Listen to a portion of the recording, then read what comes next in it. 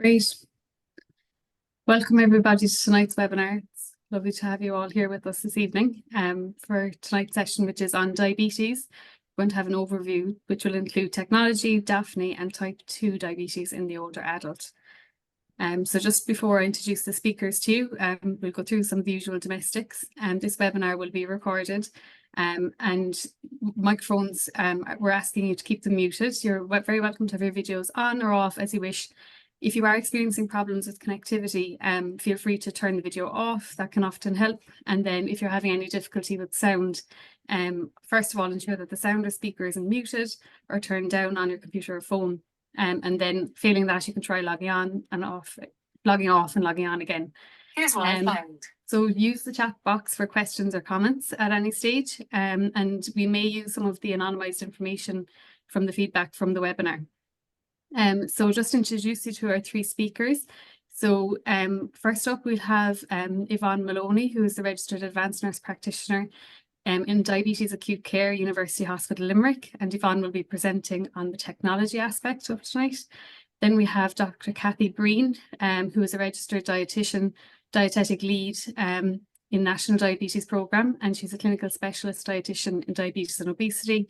And then we'll finish up with Dr. Devine, general practitioner, an ICGP HSE National GP Lead for diabetes. So as you can see, we have three excellent speakers tonight who are very well placed to deliver on this content. So without further ado, I'm going to hand us over first of all to Yvonne. Thank you, Michelle. So I'm just going to share my slides. Share.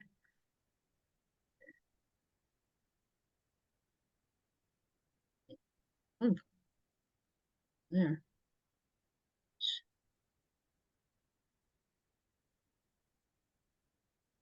Show.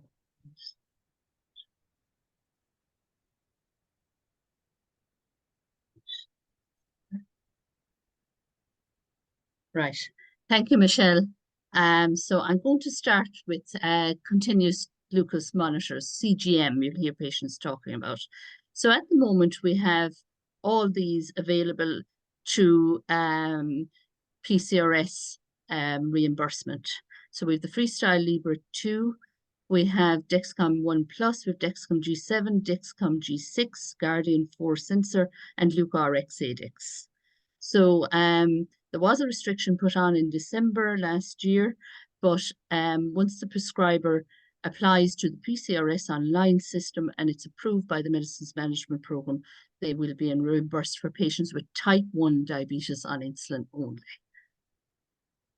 Now, I've adapted this from the Diabetes Specialist Nurse Forum in the UK, but I've Irishized it. So these are the parameters that we look at as diabetes nurses when we're choosing a CGM device for a patient. I'm not going to go through all the parameters, but you can have a look through them yourself in your own time. Time and range then. I suppose any of us that have been looking at capillary blood glucose monitoring readings for years have to think differently when we're looking at CGM. You're talking about time and range. Now, you do put parameters into the system for blood glucose targets. So for the non-pregnant patient, you'll put 3.9 to 10 in, whereas the pregnant patient is 3.5 to 7.8. What you're looking for is a time and range of 70%. But if you have a frail elderly patient in front of you and there's a risk of hypos, it may be sufficient to look for a time and range of 50% or less in some cases. We want to keep the patient safe.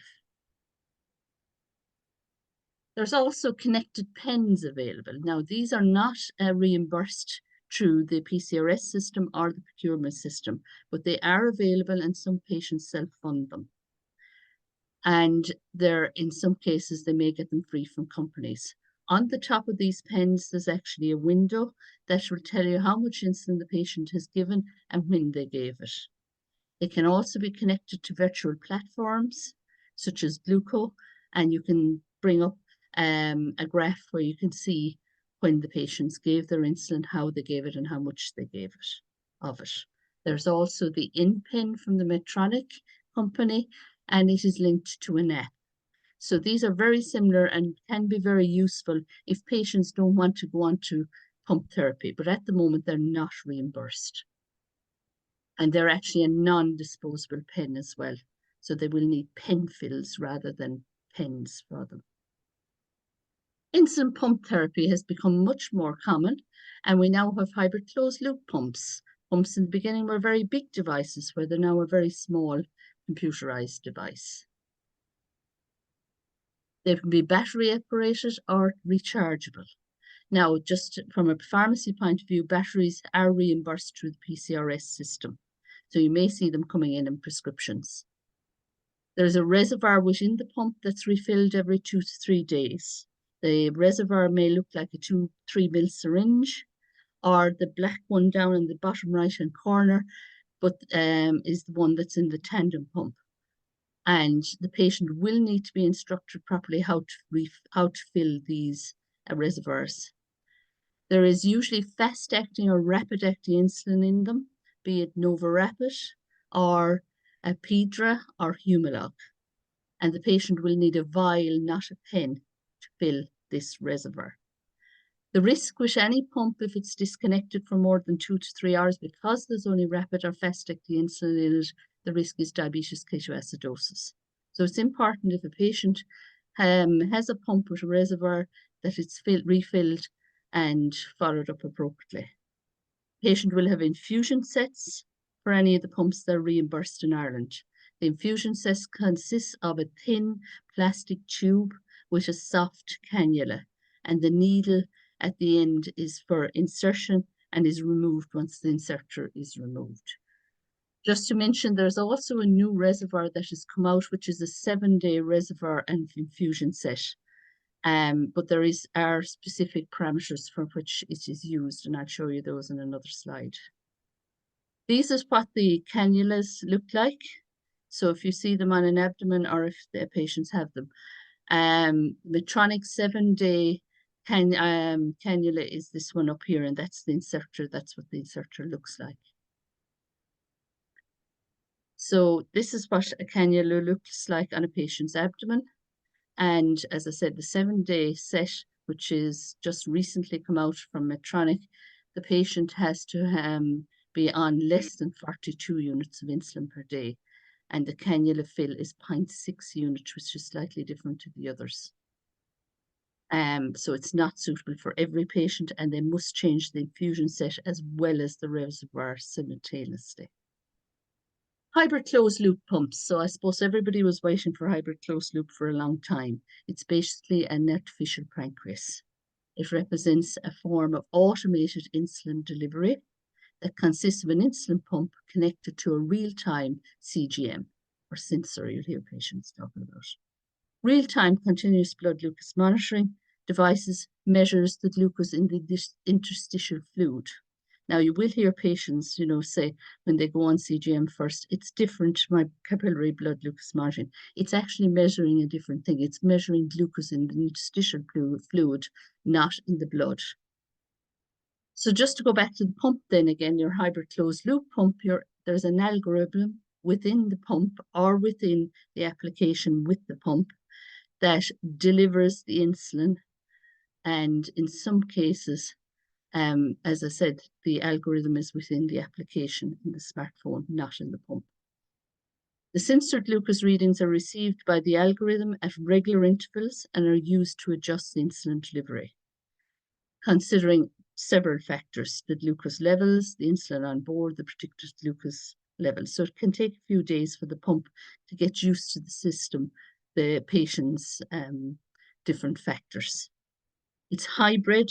So anything that's hybrid, there's two things happening, and it still needs the user to input for carbohydrates. So it'll look after the background insulin, but they'll still have to enter their carbohydrates or their meal size and any exercise as well to have it working properly and to get the best results out of a hybrid closed loop pump.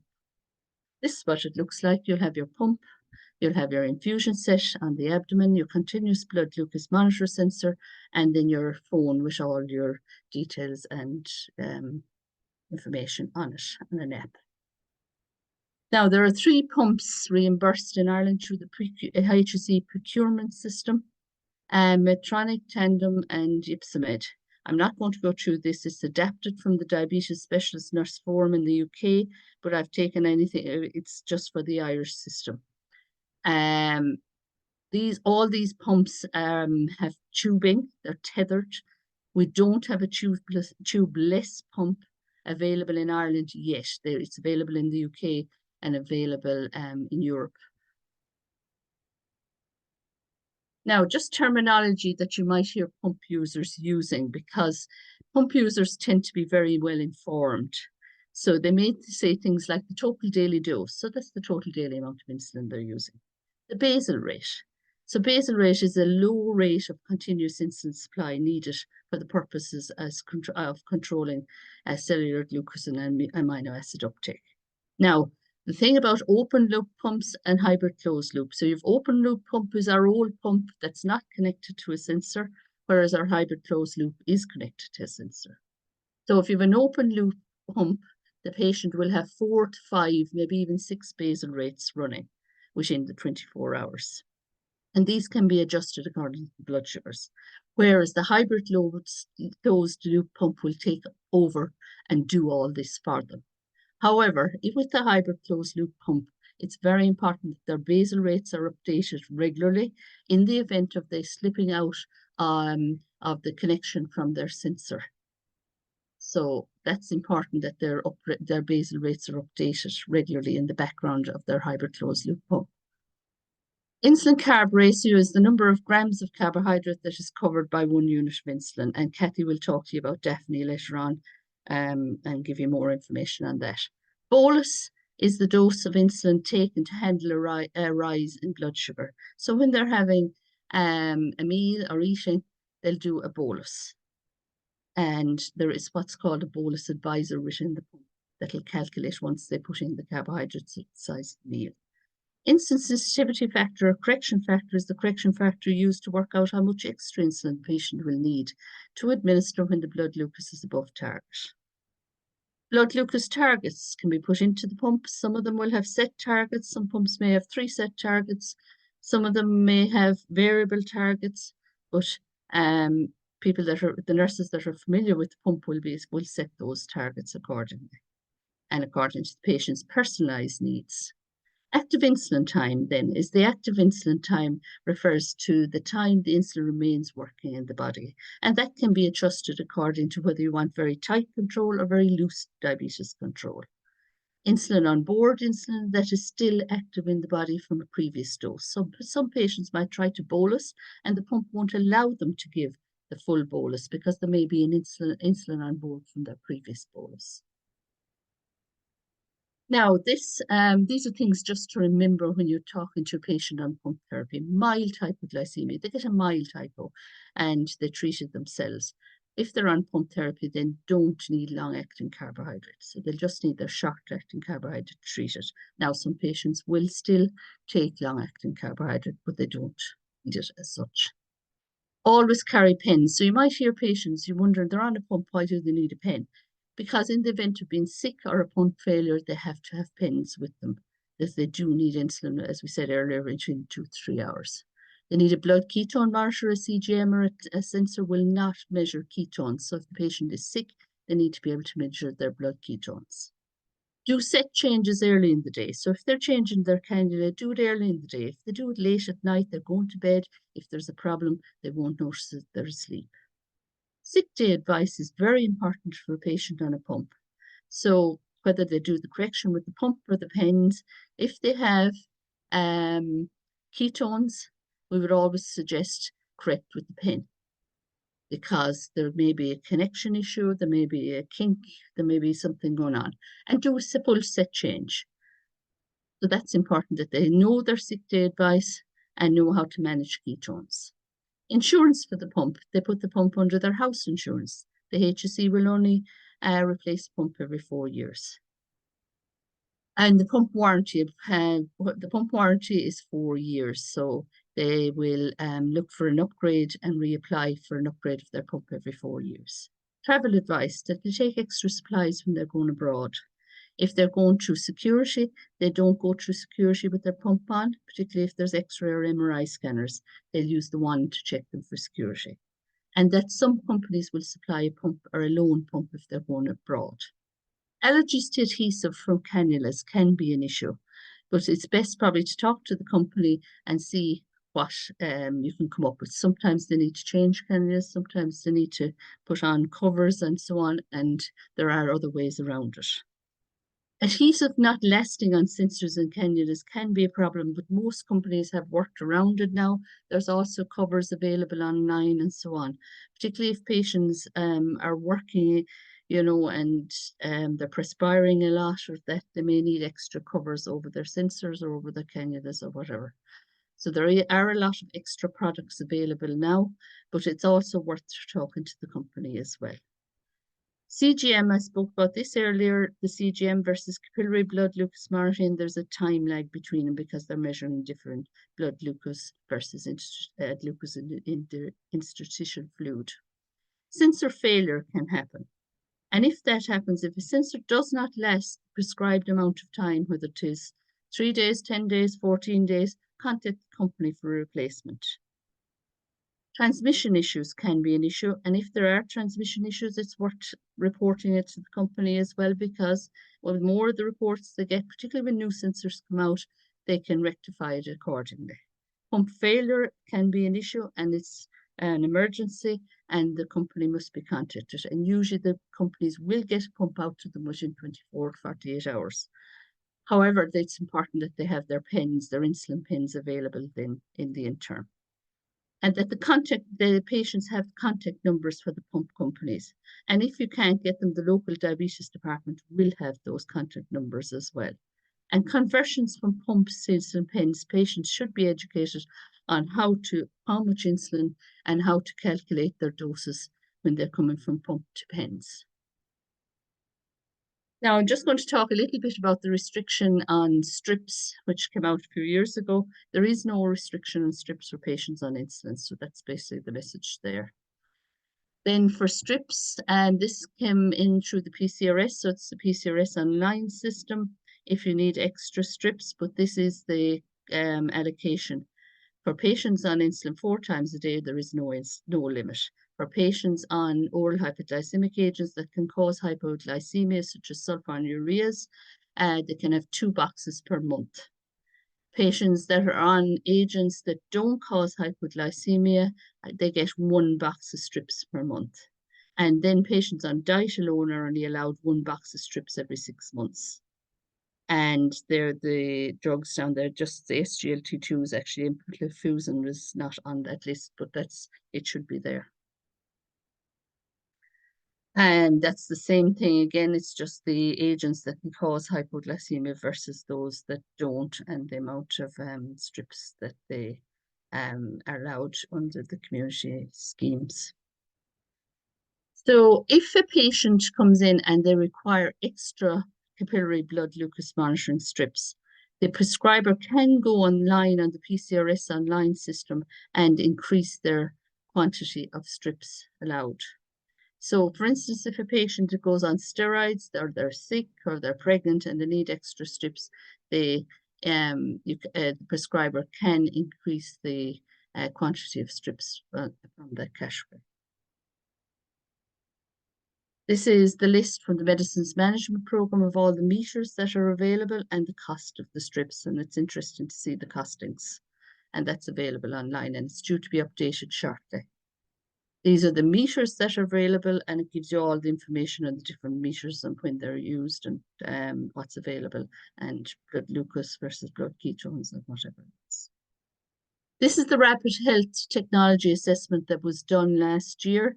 When there was a huge overspend on CGM or sensors. So it's well worth actually looking. The link is there, and it does give the rationale behind the restriction that was put on CGM. So the restriction that was put on CGM was put on in December 23. So the reimbursement application system is confined to hospital clinicians only, responsible for the initiation of CGM systems for individuals with type 1 diabetes on insulin from the outset. Reimbursement supports of these products have not been extended to any other cohort of patients. And that's, we'll say, patients like LADA or latent autoimmune diabetes of adulthood. However, the National Clinical Programme personnel are meeting with the PCRS and Medicines Management Programme in May, and we'll see what comes out of those discussions. All applications that go in through the PCRS online system for CGM are reviewed by the HSE Medicines Management Programme. Patients treated with insulin who have recently accessed CGM prior to the restriction under the Community Drugs Scheme will continue to have reimbursement support. It won't be removed from them. These are the CGM devices that are available, and there's a new one that has just added on in the last 2 months, is the Dexcom ONE Plus as well. So that's the details on those. And that's where I finish, and thank you very much for listening. Thank you, Yvonne. Excuse me, something went to my breath. We'll move on to Dr. Cathy Breen next. Thank you.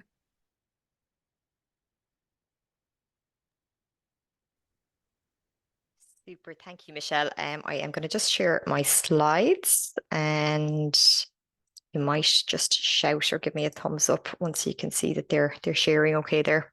Yeah, perfect. Super, that's great. Thanks very much. Thanks very much, Yvonne. That was a great introduction to what I'm going to speak about. And thank you very much to IIOP for inviting us to present tonight. It's great to have this kind of reach with our pharmacy colleagues. So I'm going to talk about DAFNE. So I want to set the scene a little bit by just getting people to think about living with type 1 diabetes. Now, I don't live with type 1 diabetes myself, but I'm assuming out of an audience of about 130 people, there are probably some people here who do live with type 1 diabetes, or certainly know family members or friends who do. And obviously, in your job, you're probably interacting with people who live with type 1 diabetes all of the time. And you could be very glib about what type 1 diabetes is, and insulin is not being produced, and you could say, well, it's really just about monitoring your bloods and taking insulin to match that hormone that is missing. But when you actually think about the reality of living with type 1 diabetes, I've taken this from the diabetes psychologist Instagram page. They would describe type 1 diabetes being like juggling while you're riding a unicycle on a busy street full of potholes in the middle of a hurricane. And to stay on the unicycle, you have to constantly think about where you are now, where you're headed, and what the road and weather conditions will be like in a couple of hours. Or another good illustration is here, and just thinking about the amount of things that people have to balance. I saw a post sometime this week where somebody was saying somebody with type 1 diabetes has about 180 additional decisions to make every day about food, insulin, what's going to happen, where their bloods are, over and above somebody who doesn't live with type 1 diabetes. So it's a really relentless and onerous condition, I suppose, to live with. So what should we be doing, I suppose, to support people to live well with type 1 diabetes? Well, we have national guidance from NCEC, and would reflect, I suppose, what's recommended internationally. So first thing is, would recommend support from a specialist multidisciplinary team. In Ireland, they typically are hospital-based teams, and will remain so, I think, for the future. And they'll typically include endocrinologists, diabetes nurses, diabetes dietitians, advanced nurse practitioners, administrators, podiatrists, and a few lucky services will also have psychologists. Typically, the kind of, I suppose, treatment approaches that are recommended as best practice are multi-dose insulin regimes, and Yvonne has spoken about continuous glucose monitors and pumps. They'll recommend a minimum of 2 consultations per year with healthcare professionals. And just quick maths on that, I think typically our consultations will be probably an hour and a half. So that's probably 3 hours per year with somebody who understands that healthcare condition, leaving the person living with that condition for the remaining approximately 9,000 hours per year. And it's really because of that the fourth major recommendation is that we should provide people with high quality structured self-management education programs within 6 to 12 months of diagnosis. And DAFNE, which is what I'm going to talk about, is an example of one of those programs. And we're not the only country to recommend that. I suppose both the American Diabetes Association, EASD, the European Association, and NICE in the UK would recommend structured diabetes education really as an essential component of type 1 diabetes care. So everyone in this room could probably put up their hand if I said, have you educated somebody today on something? We do this all the time. But when we talk about structured diabetes education, what do we mean that's different to maybe conversations that we will have with people all of the time?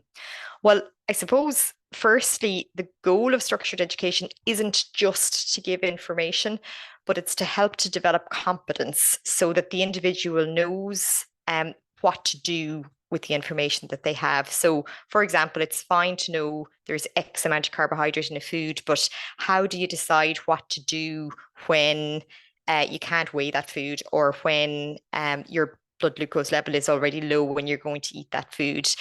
And the second thing is confidence. So it's the ability for the individual, I suppose, to know how to generate new information and continuously change how they're approaching things. The other thing, I suppose, with structured diabetes education is that it has to meet certain criteria to be called a structured education program. So it'll have a philosophy, which is typically underpinned by a patient-centered approach, which is really about empowering people to self-manage. It'll have a curriculum that standardizes the course. So regardless of whether you're getting that course in Galway or in Dublin, you're getting the same course. The educators will be trained, I suppose, both in facilitation skills and the content of the course. And typically these kind of programs are quality assured and audited. So what is DAFNE? So DAFNE is approximately 40 hours of training, which is typically facilitated by 2 to 3 diabetes educators, and they'll usually be diabetes nurse, diabetes dietitian, and an endocrinologist. And it's done in a group setting for 6 to 8 people with type 1 diabetes. And really, the aim of that training is to help the person with the skills to adjust insulin to flexible lifestyle choices, using algorithms to give a greater sense of personal control. So Yvonne mentioned the idea of ratios. So people trying to figure out how much insulin they need for a certain amount of carbohydrate, or how much insulin they need maybe to correct blood glucose levels up and down. The course uses a lot of experiential learning, so trying things out and practicing in a safe space, using these principles and algorithms for guidance to become then self-managers. It supports people to make informed decisions, and really importantly, that group setting provides peer support. So the principal aim of DAFNE is to facilitate autonomy, competence, and confidence in the self-management of type 1 diabetes by providing those key skills we've mentioned in the areas of carbohydrate counting, and insulin dose adjustment in a range of situations. It includes developing problem-solving skills that ultimately are hopefully going to lead to an improvement in biomedical and quality of life outcomes in people with type 1 diabetes, and thereby prevent long-term health complications with type 1 diabetes. So the evidence for DAFNE, I suppose the initial study which really precipitated the rollout of DAFNE in the UK and Ireland was a randomized controlled trial, and that showed a significant improvement in HbA1c with DAFNE of approximately 0.9%, without an increase in severe hypoglycemia. And at the time, I suppose that was just DCCT, where people had improved HbA1c, there had been an increase in hypos. There's also more dietary freedom without an effect on weight, and it improved quality of life. Following on from the RCT data, we have a really significant amount of audit data now on DAFNE as it's been rolled out across the UK and Ireland. So we have data on almost 1,000 people showing that following DAFNE, there's a really significant reduction in hospital admissions, and all the parameters you can see there related to hospital admissions, such as requiring A&E attendance or paramedic assistance, both for diabetic ketoacidosis and severe hypoglycemia. So when people have a better, I suppose, understanding and ability to manage their insulin, they're much less likely to have severe hypoglycemia or diabetic ketoacidosis after the course. And we have ongoing evidence, I suppose. So the significant numbers of audits showing sustained improvements in HbA1c, treatment satisfaction, and improvements in anxiety and depression following DAFNE. So every centre that delivers DAFNE, and they look at key performance indicators every year. What was really interesting is the data from 2021 really follows on from the, I suppose, widespread embracing of continuous glucose monitors in the UK. So we now have this interaction of CGMs and DAFNE in the UK, and the data is showing continued improvement. So we know that there continues to be a fall in HbA1c after DAFNE of somewhere between 5 and 7 millimoles per mole. This shows data from over 14,000 people. So the green bars are HbA1c at target, and you can see across time as you come from the bottom to the top, the percentage of people after DAFNE achieving a HbA1c in target has increased.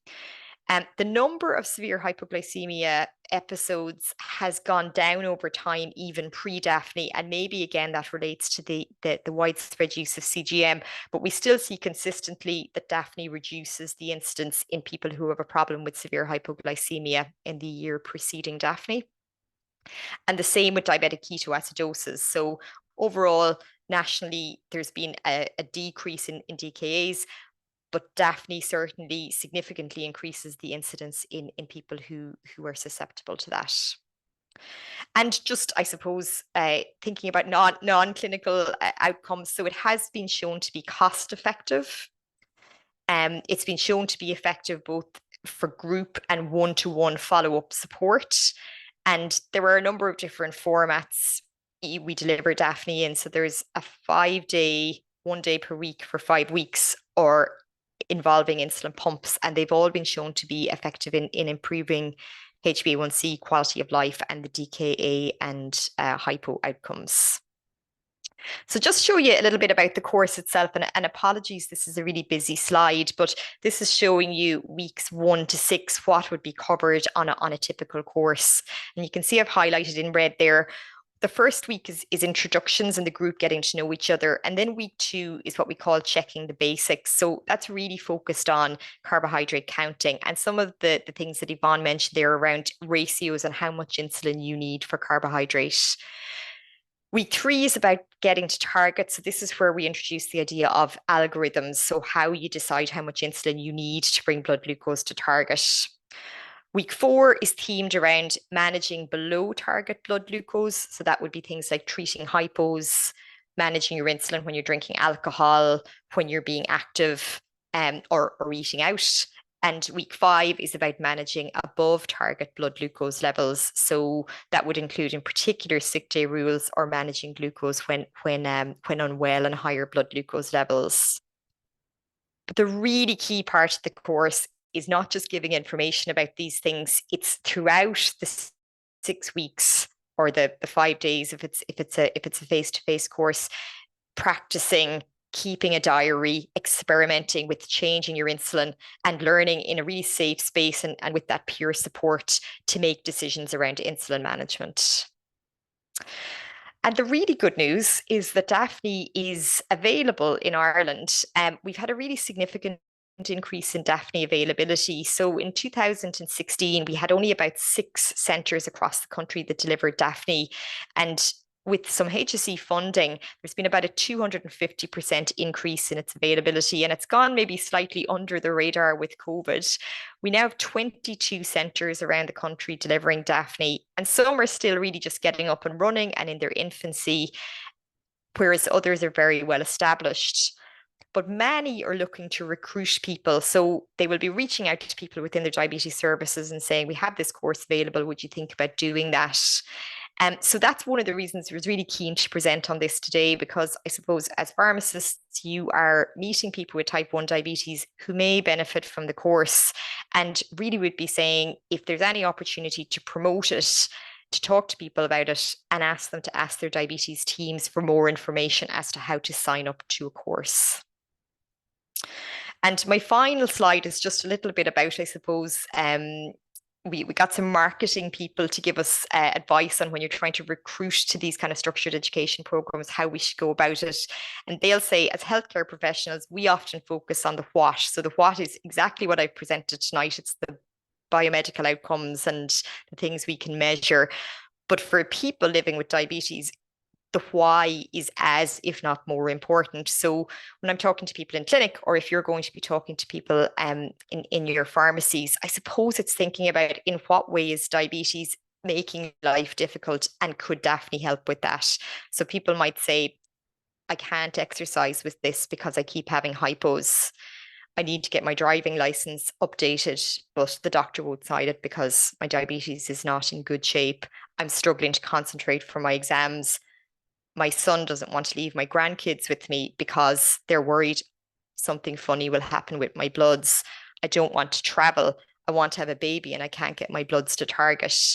Shift work isn't working well with my diabetes. So these are all examples of things that I suppose if people can do DAFNE and get a good understanding and the confidence and the competence to adjust their insulin to those range of situations, it can be a really meaningful improvement for living with type 1 diabetes. So that's it for me. Thank you very much. Thank you so much, Cathy. That was really interesting. I think we've all heard of DAFNE in some capacity, but to get that insight is fabulous. Next up is Dr. Lisa Devine, so GP in Bray and ICGP HSE GP lead for diabetes. And Lisa's focus tonight is type 2 diabetes in the older adult. Thank you, Lisa. Thank you. I'm just going to get my slides up to share, and if you want to give me the okay when they all good. Perfect. So so a hard job following those two speakers for sure. But what I'm going to do with you over the next 15 or so minutes is just take you on a whistle-stop tour of a few of the things to think about when we're managing type 2 diabetes in older adults living with the condition. These are just some details on some of the roles that I hold and my disclosures. And I suppose now we can get into it. So type 2 diabetes is a really common condition, especially in our older adult population. And for sure, they are a very complex group and they're extremely heterogeneous. I suppose we know that older adults who have diabetes have much higher rates of premature death. They're more likely to have other comorbidities. They have higher rates of functional disability, muscle loss, and much higher care requirements than their counterparts who don't have type 2 diabetes. And we also know that older adults with diabetes are at higher risk of some of the common geriatric syndromes, such as cognitive impairment, depression, urinary incontinence, injurious falls, pain, frailty, and polypharmacy. And these are things that will play with their condition and really affect their quality of life and also their ability to manage the burden of their diabetes care, which has already been beautifully mentioned in the two previous talks. So when it comes to glycemic control, it's not a one-size-fits-all approach. And I'm just going to briefly bring you through two sets of trials that show this very nicely. So I suppose the seminal UK PDS diabetes trial looked at applying really intensive diabetes control to a younger adult group with a relatively new diagnosis of diabetes. And what this showed is getting that really intensive tight control earlier on in the condition has a really positive effect in terms of reduction in complications of diabetes, reduction in mortality. And as this particular group were followed throughout the decades, there has been a real legacy effect in terms of the positive effects shown in this group. However, when you apply those same principles to older adults with diabetes, so try to go for really intensive tight control, actually in the Accord, Advance and VADT trials, they found very different outcomes. So they showed that there was increased mortality with intensive control, increased hospitalizations, and you know, as you might expect, increased risk of hypoglycemia. So I suppose this just shows the fine balance that we need to tread when we are deciding how to treat to target in our older adults with diabetes. And not only do we have to think about that, but there's everything else to consider when we see an older adult who's living with type 2 diabetes. So we've got all those other chronic disease management targets. So we've got lipid targets, blood pressure targets, making sure that people living with type 2 diabetes are getting all of their foot screening, their retina screening, their urine ACRs. There's also this relatively new idea of organ protection now that we need to consider, where medications for diabetes are used not for their glycemic effect, but for their cardiorenal benefits. In some patients, although maybe a little bit less commonly in our older adult group, there can be a primary goal of weight management. But for sure, in our older adults, we always have to keep an eye on deprescribing opportunities and maximizing multidisciplinary input and making sure that we're going for holistic care and prioritizing the things that make our patients' lives better day to day. So just to illustrate a few points, I'm going to introduce you to a lady called Mairead. And Mairead is 78 and she has been living with type 2 diabetes for the last 7 years. Mairead is a retired shopkeeper who has 4 children and 2 dogs. She is independent in her activities of daily living and handles all the family bills. She loves to cook lunch for her family on a Sunday, and she enjoys walking her dogs in the woods near her house. So she's got no cognitive impairment. And in terms of her comorbidities, as we've said, she's got her type 2 diabetes. She does have some chronic kidney disease along with her type 2 diabetes. As we can see in a minute, she's got an eGFR of 44. She also has COPD. She's got osteoarthritis. And when we calculate her Q risk 3, she's got a Q risk 3 of 27%. Now, Mairead, if you look at her medication list, she's got quite a traditional kind of a medication list there that we can see. So she's on metformin a gram BD, she's on gliclazide 30 milligrams daily, she's on pioglitazone 15 milligrams daily, she's on some inhalers and topical NSAIDs for her osteoarthritis. And her last set of bloods from her chronic disease management review showed that her HbA1c was 46, her blood pressure was 138/80, her LDL was 3.8. As we said there, her eGFR is 44. She didn't have any albuminuria. She had a BNP about 2 years ago, which was normal. And because she's on the gliclazide, she is checking her capillary glucose, and she notes that they tend to go between 4.1 and 6. She hasn't noted any hypo specifically, but when you ask her, she said, you know, I do wonder because occasionally I feel a bit unwell, a bit sweaty, a bit dizzy, and I just have a sugary drink, but I never think to check my sugars.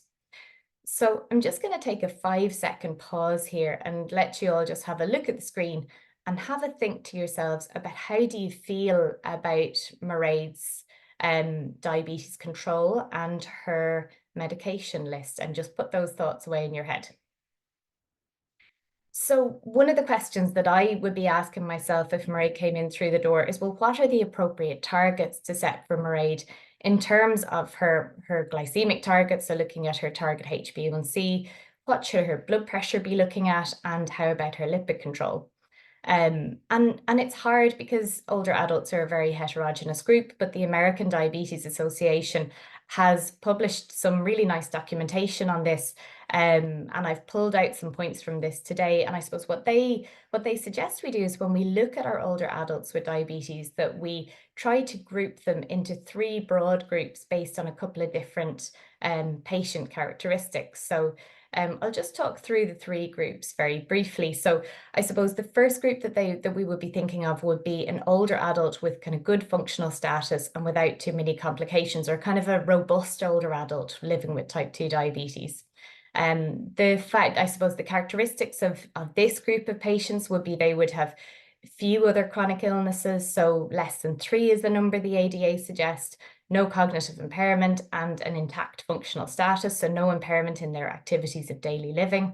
And when we're approaching this group, we're thinking really that they hopefully will have a longer life expectancy and will reap the benefits of relatively tight glycemic control. Now, not as tight as in UK PDS, but we'll talk about that in just a second, but that we're going to take a fairly active approach in managing their glycemic control. In this group, the ADA would suggest that we might look to treat to target for this group for maybe HbA1c of 53 to 58 millimoles per mole. And they recommend as well that a statin should be strongly considered in this group. The ADA suggests a very tight blood pressure target, which I don't really agree with, to be honest. They suggest that we treat to 130/80, which I think is too tight. I'd be more likely to go with the general consensus of less than 140 systolic. So that's our first group. Then our second group I like to think of as kind of our mid-frail or kind of our people living with type 2 diabetes of moderate complexity. And this would be a group where maybe we're seeing a few more comorbidities. We might have a person who's got some mild to moderate cognitive impairment, and we might be starting to see some of that impairment in kind of their activities of daily living creeping in. And when we talk about this group, I suppose we're trying to balance the competing priorities of reducing the risk of complications and achieving good control versus the risk of hypoglycemia and the negative aspects of polypharmacy. So the ADA would suggest in this group that we could maybe look at a HbA1c target of less than 64 millimoles per mole. Again, that a statin is really worth considering. And they again recommend that really tight blood pressure target that I don't particularly agree with, that 130/80. I would again in this group look towards less than 140 systolic blood pressure, and then on a case-by-case basis, tightening or loosening as we need to. And then the third group that the ADA talk about is our kind of more frail and vulnerable older adults. And I suppose this is a group of people who might be living in the community, but could have quite high or complex care needs with a lot of impairments in their activities of daily living. Or they could be an individual maybe living in a nursing home, or they could be somebody even who could have a palliative care diagnosis. They might be a person with moderate to severe cognitive impairment, and we certainly would be seeing several impairments in terms of their activities of daily living. And really, quality of life is king here.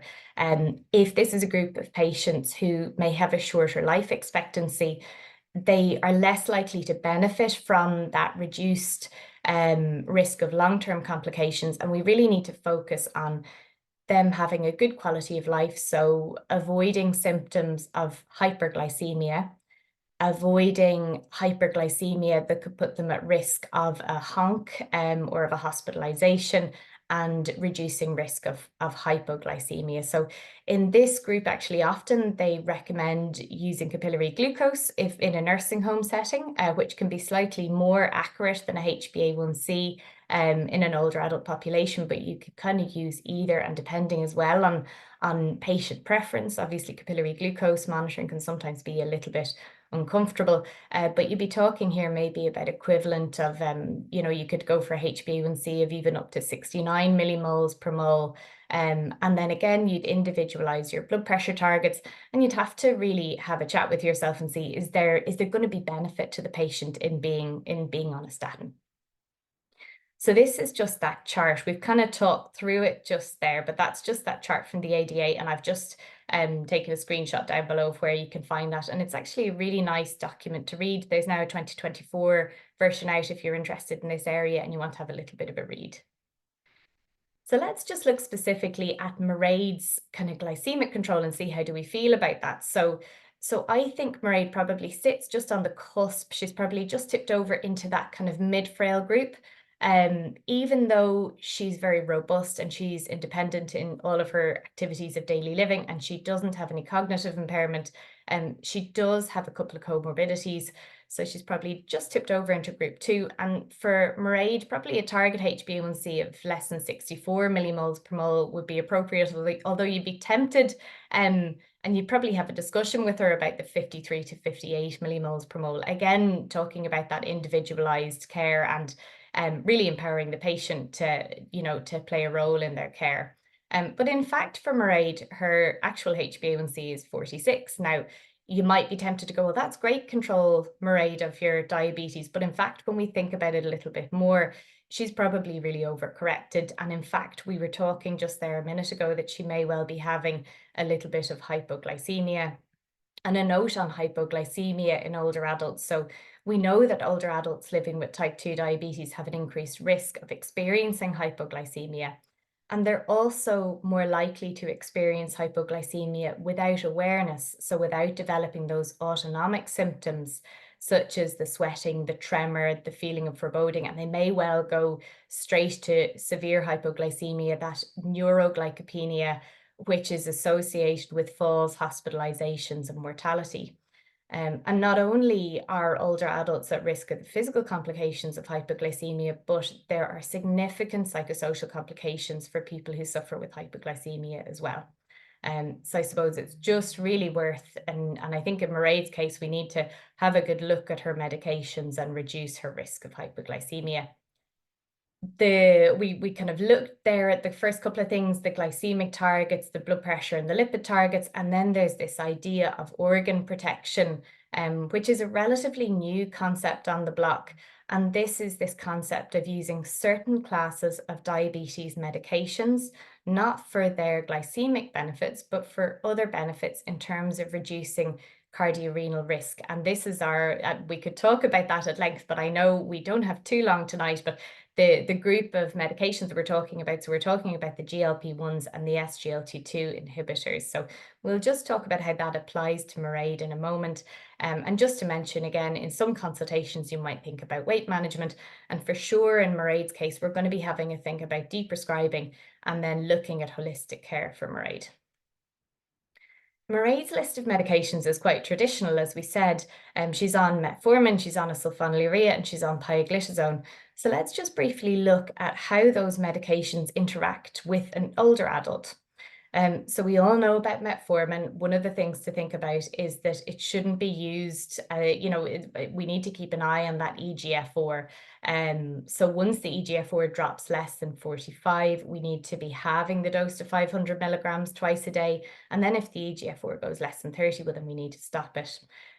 We also need to be cautious about using metformin in patients with severe hepatic dysfunction or severe cardiac failure, because there's an increased risk of lactic acidosis in these patients, and sick day rules are all important. I know they've been mentioned before, and I think they're going to be a topic on the next webinar, as well. Specific to older adults, I suppose something we need to think about with metformin is how common GI symptoms are in patients who are on metformin. And I think this counts double in older adults, where sometimes the appetite isn't great anyway. So it's something that I've started to actively ask about. And I've been stopping a good bit of metformin actually, because people are saying, well, actually, I only take my morning dose because after dinner I feel sick with it, or my appetite is reduced. So it's something you may not think of just off the bat, but it's certainly something to consider. The other thing is this really hot topic of B12 monitoring. So metformin has been associated with a reduction in B12 levels, and this is slightly more common in older adults. Now, should we go checking a B12 level in all older adults with diabetes? Well, no, we can't do that. It's not practical. But I suppose there's no 100% consensus on this issue, but I suppose the consensus that is out there at the moment would suggest that maybe if we have a person who has got type 2 diabetes on metformin, that when they have their full blood count checked at their annual review, if their red cell, if the volume of the red cell, if their mean cell volume of the red cell is increased, that maybe a B12 level would be relevant at that point. Or the other thing is, if you have a patient where there are other factors that leave them an increased risk of B12 deficiency, such as a GI malabsorptive syndrome or a vegan diet, that then it might be worthwhile keeping an eye on the B12 levels. Then next we've got our sulfonylureas, and I don't think I need to tell anybody watching tonight the risk of hypoglycemia with sulfonylureas. And then there's the burden also to the person living with type 2 diabetes. These medications require significant checking of the capillary glucose, and in particular in an older adult, especially if they find that there's some visual impairment or arthritis of the hands, this could be quite difficult to do. And the other thing is they can cause weight gain, which is often not very helpful in type 2 diabetes. Then the last medication that Mairead is on is pioglitazone. And while this is an agent which is potent and doesn't tend to cause hypoglycemia, we do have to be careful about it, in particular in our older adults.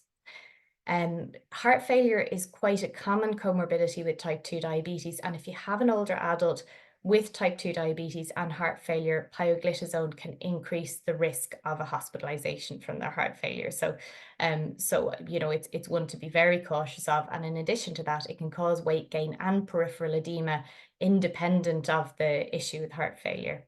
There have also been concerns raised about fracture risk and bladder cancer. So these are medicines that I use much less in older adults. And certainly if I was going to use them, I would look at maybe doing a FRAX index and certainly documenting a urine dipstick to make sure that there is no blood on the urine dipstick before starting the medication. So let's have a little look at what we did for Mairead. So a couple of principles to keep in mind in terms of kind of looking at medication rationalization for Mairead. So I suppose we want to avoid agents that carry a high risk of hypoglycemia. We want to make sure that we've set appropriate targets for her. We want to deprescribe where appropriate, consider organ protection where appropriate, and make medication regimes as simple and reduce the burden of them as much as possible and maximize our medication safety. So we need to educate patients on the sick day rules. So what we decide to do for Mairead, so we're going to, because of her EGFR, we're going to reduce her metformin down to 500 milligrams twice a day. We're going to stop her gliclazide and we're going to stop her pioglitazone. We're going to leave her inhalers and her topical NSAIDs alone. And then to discuss, I suppose, to address the issue of organ protection, we're going to have a conversation about an SGLT2 inhibitor and cover a couple of points in that on just the next slide. But what Mairead does decide to do about the SGLT2 inhibitor is she's not too sure about it, so she's going to think about it and come back to me on it. And we discuss adding in a statin, and she's really happy to do that. We're going to advise about sick day rules and signpost to the new information from the National Clinical Programme on sick day rules and type 2 diabetes. And we're going to maximise the holistic elements of her care. So what matters to Mairead? So what matters to her, in addition to the fact that she's delighted she doesn't need to do her capillary glucose on a daily or twice daily basis anymore, she is really interested in maintaining her physical exercise. So we signpost her to the exercise in older persons information on the HSE website and do a referral to XWell Medical and then just go through some points on diet with her as well.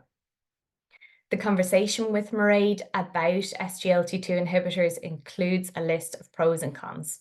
So we tell her they're very good from the point of view of glycemic control. They provide organ protection, and in her case in particular with her chronic kidney disease, there are great benefits here. They carry a low risk of hypoglycemia, and they promote weight loss of up to 4 kilos, which can be good or bad in the older adults. So you have to individualize that a little bit. They can improve blood pressure control on average 4 millimeters of mercury, which again in the older adult can be good or bad. But they are a once daily oral therapy, which kind of fits with our idea of having a relatively simple medication regime. There's significant cons with these medications. So there is a high incidence of mycotic genital infections in the realm of 8 to 12%. There's a very rare association with urinary tract infections and Fournier's gangrene. In our older adults, we have to be very aware of the risk of hypoglycemia with SGLT2 inhibitors, particularly if they're also on a loop diuretic. One of the SGLT2 inhibitors has been associated with a small increased risk in fractures and a small increased risk in little toe amputations in one trial, but that has not been reproduced in any other trials. But I suppose if a person had very active peripheral vascular disease or active diabetic foot disease, you'd be very careful about prescribing SGLT2s. And then there's the risk of euglycemic DKA, which I think is going to be covered in another presentation, so I won't dwell on that. This is my very last piece, because we didn't, I suppose these are medications which didn't come into Mairead's consultation today, but just to mention them, so I suppose DPP-4 inhibitors are very useful medications in older adults, and they have few side effects and minimal risk of hypoglycemia, although they're not the most potent agents in the world. But if you have a frail older adult and you just want to get a bit more control, they're a viable option. Saxagliptin has been associated with increased admissions in patients with heart failure, so you have to be cautious of that. And then sitagliptin and saxagliptin need dose adjustment in renal failure. There's a very rare risk of pancreatitis associated with them and the rare side effect of joint pain or skin disorders, but overall they're a useful medication class. GLP-1 analogues are probably one which have a role to play in older adults, so there may be a little bit less of a role. They're very potent agents, and they can cause weight loss and reduce risk of cardiovascular disease, which can be good, you know, with some of those factors can be helpful or unhelpful, not the risk of cardiovascular disease, but I suppose that really potent action and the weight loss, we have to decide whether or not that's going to be of benefit to our patients, our older adults, on an individualized basis. And there's a really high risk of GI side effects. And again, you have to think, well, is an older adult going to, you know, the particular person sitting in front of you, how will they manage with that? Will they be fine? Or could it be quite distressing for them? So we have to consider that. They're an injectable agent, and some agents are weekly, so it could be a helpful kind of a medication if you have another person who needs to come in once a week to administer the medication. And some of the agents are daily, and you have to consider whether or not a daily injection is going to be practical for the patient sitting in front of you. And then you have to be cautious around pancreatitis, history of thyroid cancer, and any family history of multiple endocrine neoplasia. And also if there's any history of gallstones, those things would mean we wouldn't be looking to prescribe a GLP-1. Also just worth noting is that in one trial there was a worsening of retinopathy in patients with very high HbA1cs on insulin with semaglutide. So just important that the retinal screen is documented in those groups. These are some of the sick day rules, some of the new sick day rules booklets that are just newly out the last couple of weeks. And I know that sick day rules is going to be covered in another presentation, so I won't go into that today. But I would like to thank everybody for listening to the presentation, and I welcome any questions you have. Thanks a million, Lisa. That was excellent. Really, really interesting. And I think we could talk all day about this topic. There's just so much to cover. But conscious of time. But I think definitely if people are willing to submit maybe some questions into the chat, we might have time for a few. For those who are able to stay on the few minutes extra, maybe.